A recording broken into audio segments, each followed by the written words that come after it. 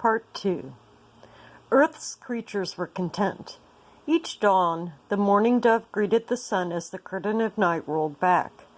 Each dusk, the plaintive thrush bade the ball of sun goodbye as the curtain of night unrolled and stretched out across the sky. After night had followed day, more times than could be counted, however, the animals and birds that prowl and hunt under cover of darkness grew more and more discontented. One night they gathered where the sand meets the sea and began to complain loudly. "Night is too dark," the owl hooted. "I bump into branches." "My prey gets away," the panther snarled. "I'm hungry."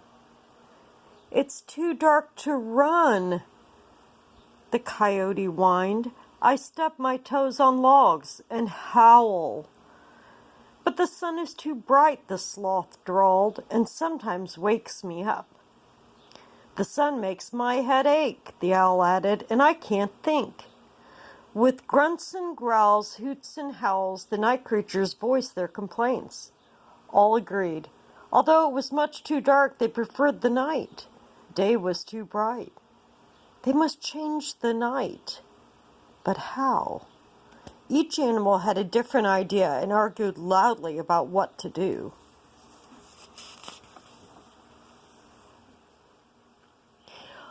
From far beyond the curtain of night, the mother of all things heard the creature's noisy grumbling. With a wave of her hand, a wind of silence swirled over the world.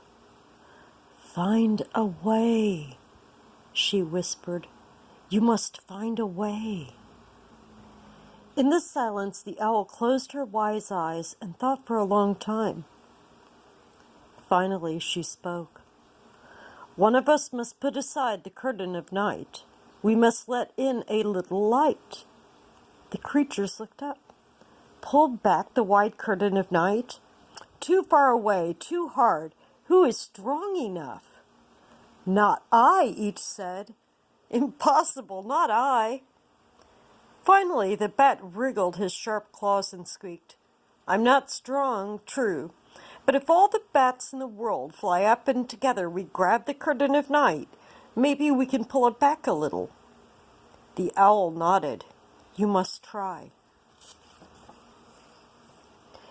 The word went out. Bats from everywhere gathered as the curtain of night unrolled across the sky. In one enormous swoop and swirl, black clouds of bats headed up into the sky. But the way was long, too long, and the distance far, too far. One by one the bats fell back to earth, exhausted, their wings limp. "The sky is too high," they squeaked. Then the coyote had an idea. "Cling to my back and I'll run to the highest hill. From there you can reach the sky." Bats settled onto the coyote. Indeed, from the hilltop they flew higher than before, but not high enough. Next, the sloth said, "Cling to me and I'll climb the tallest tree on the hill. Then you can reach the sky." Bats piled onto the sloth's back. Very slowly they inched up the tree. Indeed, from the treetop the bats flew even higher, but still not high enough. Stretching his long black shape, the panther said, "Now it is my turn.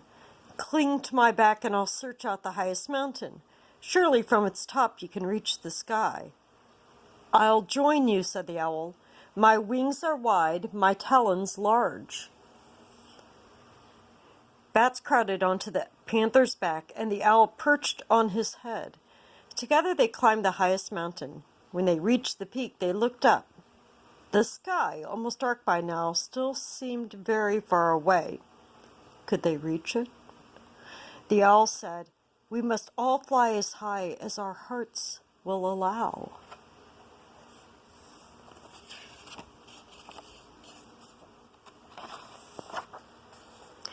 With a mighty whirl, the bats and the owl soared toward the sky. Struggling upward, they flew and flew until they thought their hearts would burst. But no one gave up.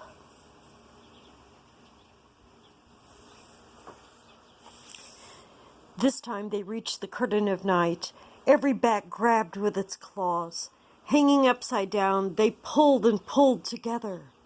Owl, too, dug in her great talons. She yanked and tugged. But the curtain of night did not budge. One by one, the bats fluttered wearily to earth, their wings tattered. Finally, the owl, too, glided down, defeated. They had failed. But when the creatures looked up, they were astonished. The dark was not so dark. Wherever the bat's sharp claws had clung, a glitter of light appeared, and where the owl's talons had tugged, a large hole let the light shine through.